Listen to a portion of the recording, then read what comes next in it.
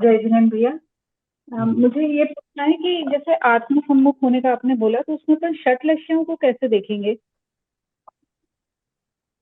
लेश्या योग मन वचन काय की प्रवृत्ति को कहते हैं, है ना।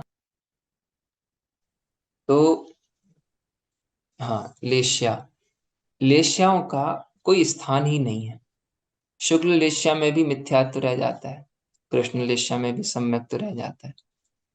प्रश्न आपने पता नहीं किस रूप से पूछा, लेकिन ये गंभीरता इसमें ये है, अपने क्षणिक परिणामों में कभी भी मिथ्यात्व और सम्यक्त्व नहीं सोचना चाहिए।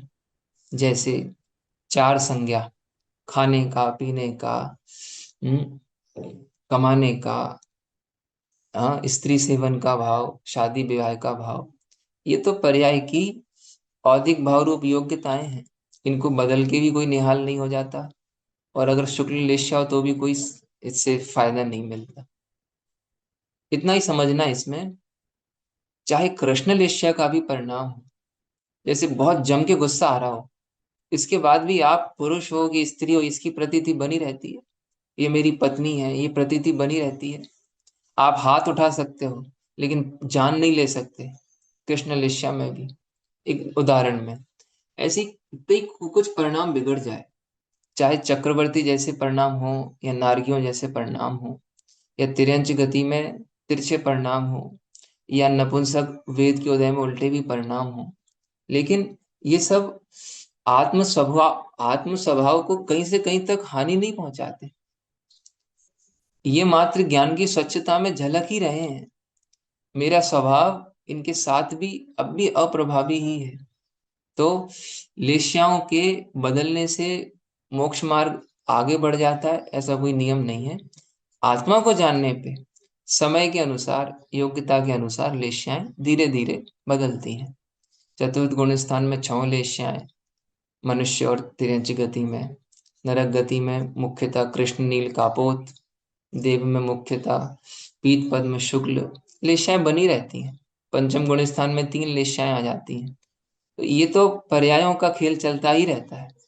हाँ, इनका जो मूल आधार है, अपने स्वभाव की प्रतीति, अपने स्वभाव का विश्वास, स्वभाव कैसा है इसमें पूरा अपना, समझ लो, उपयोग लगना चाहिए। एक बात और क्लियर कर दूं, हम आपसे क्या कहें, मनुष्य गति में पढ़ने पढ़ाने की बहुत, सुनने समझने की बहुत व्यवस्थाएं हैं। इस कारण से सहज सुलभ सम्यक दर्शन कठिन हो जाता है। व्यवहार परमार्थ को कभी बता ही नहीं पाता।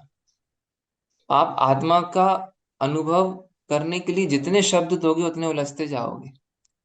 आत्मा का वेदन, आत्मा की लीनता, आत्मा की स्थिरता, आत्मा की प्रतीति, आत्मा में मग्न हो जाना, ये सब शब्दों में वस्तु को समझाने का एक बहुत छोटा प्रयास है। इसका असली मीनिंग तो यही है, आत्मा जान के जब मैं मस्त हो गया, मुझे अब कोई चिंता नहीं रही, मैं हर प्रकार से निर्भय हो गया, आत्मा में मुझे उपयोग को बैठाना या लीन होना कराना नहीं है। मेरा उपयोग मेरे आत्म स्वभाव को छोड़ के कहीं गया ही नहीं। हाँ, आत्मा का स्वभाव जो समझ रहा हूँ, वस्तु की स्वतंत्रता समझ रहा हूँ, ये मेरी आत्म सन्मुखता कहो तो कहो, बाकी आत्म सन्मुखता जैसी कोई चीज है नहीं। मैं जो बात कह रहा था उसको मैं एक बार वापस कहता हूँ। शब्दों की भाषा में वस्तु को भली भांति समझाया ही नहीं जा सकता है। हम जितनी चर्चा कर लें, हर व्यक्ति को कहीं ना कहीं शब्दों में भटकाव होगा ही होगा।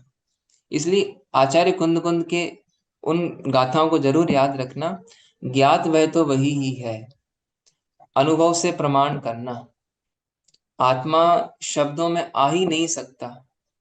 आत्मा चिंतन के गम में हो ऐसा तत्व भी नहीं है, क्योंकि चिंतन मति ज्ञान, छापशमिक ज्ञान मन की पर्याय है, और आत्मा अतीन्द्रिय तत्व है।